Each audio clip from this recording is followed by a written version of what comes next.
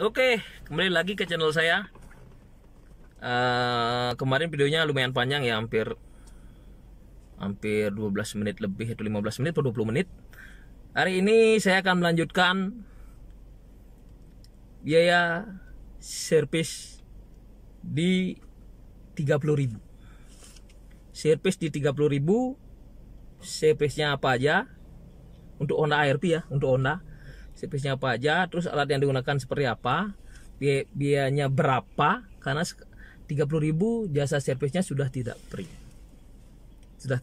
Seperti apa? Oke, kita check it out.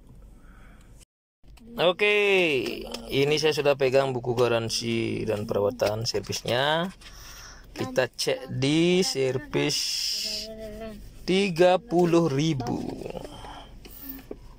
Teman-teman deg-degan ya, biaya servis 30.000 itu berapa untuk bengkel resmi? Oke, servis 30.000. Oke, ini servis 30.000, 30.000 atau 18 bulan. Ini servisnya per 6 bulan ya. Periode maintenance. Apa saja sih? Sepertinya servis 30.000 ini kembali ke 10.000 ya. Karena kenapa? Setiap 10.000 itu kembali ke 30.000, terus kalau 20.000 itu ngelanjut ke 40.000. Ada 10 item sama kayak 10.000 km. Engine oil ganti, filter ganti, terus saringan udara juga. Ini saringan udara harus diganti. Radiator coolant periksa, dicek, engine cleaner periksa, rem depan belakang, fluida rem. Kalau rem depan belakang ini kalau teman-teman kerjain di rumah itu masih bisa untuk rem depan. Cuma untuk rem belakang, kalau teman-teman melakukan pergantian rem belakang, nah kan ada di sini ada sistem brake hold. Sistem brake hold itu harus dipakai sistem komputer untuk memudahkan brake hold-nya saat penggantian rem. Sehingga jika pergantian tidak dilakukan di bengkel resmi, itu sangat sulit untuk mengganti rem belakang. Mengganti rem belakang itu harus dikerjakan di bengkel resmi yang punya. Tapi ada juga bengkel umum yang sudah mempunyai alat seperti itu ya, tapi jarang.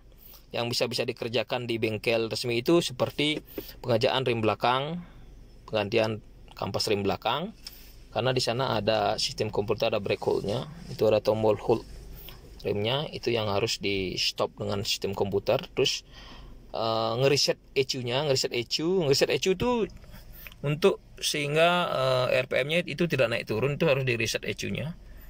Itu pakai komputer juga. Cuma ada cara manualnya. Jadi bengkel resmi ada cara manualnya untuk ngereset RPM-nya tidak naik turun. Itu teman-teman mekanik tahu cara manualnya. Oke.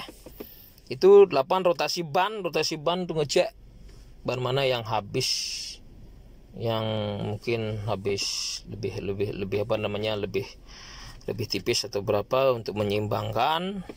Itu geser enggak, ini itu geser kan udah free ya. Tirut, gearbox dicek, periksa. Oke, ini saya masuk di kilometer 30.150. Berapakah biaya servisnya? Oke, kita cek sekarang ya. Oke, ini saya servis di Honda Cukra Minuto, PT Cukra Minuto Seri Motor, itu di Denpasar, Bali. Ini adalah biaya servis 30.000 untuk kilometer 30.000. Ini saya masuk 30.105. Oke, servisnya sudah tidak, biaya jasa servisnya sudah tidak free ya, ini sudah bayar. Kita cek dulu ya. Yang pertama kita cek dulu servis apa aja yang dilakukan. Yang pertama adalah ini, servis 30.000. Itu setel katup udara luar, bersihkan filter AC. Setel katup udara luar, bersihkan filter AC 54.000. Ini baru jasa ya. Ini baru jasa 54.000. Servis perawatan kilometer 30.000. Paket periksa tambah air dan fluida, ini nggak ada, 00. Ganti oli mesin, jasa ganti oli washer drain 54.000.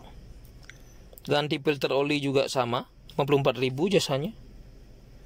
Udah gitu servis rim 4 roda 181.818. Ganti filter udara 0 juga.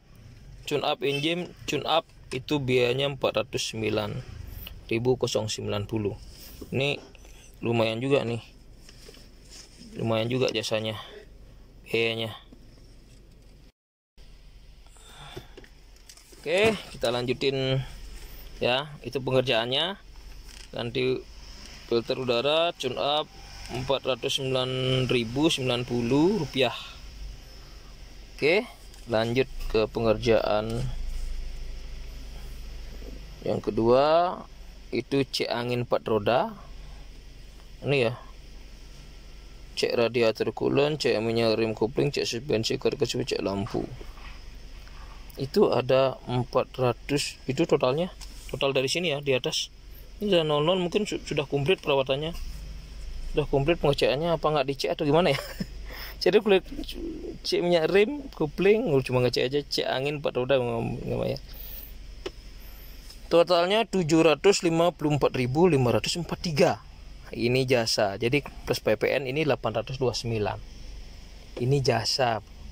Ini jasanya.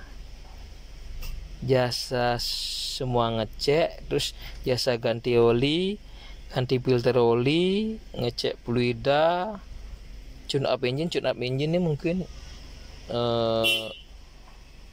tune up engine saya nggak tahu nih. Tune up engine-nya mungkin apa pembersihan intake ya, pembersihan injektor. Udah gitu servis RPM dan seperti apa. Itu totalnya 829.999. Ini baru jasa. Ini baru jasa. Terus yang diperlukan apa aja di sini? Yang pertama oli 0W20 SN 125 500.000 PPN 550 plus PPN 550. Terus gate rate filter oli 37.000, washer drain 14 mm 8.000, elemen AC air ARP 1,5. Elemennya apa nih? Elemen udara, saringan udara. Oke, ganti stream go, ganti. Ini filter udara 146.000, 191.000, totalnya 210. Kalau saya lihat sih harga spare partnya ya, sih standar ya. Ini harga yang saya cek untuk original partnya itu hampir sama segini.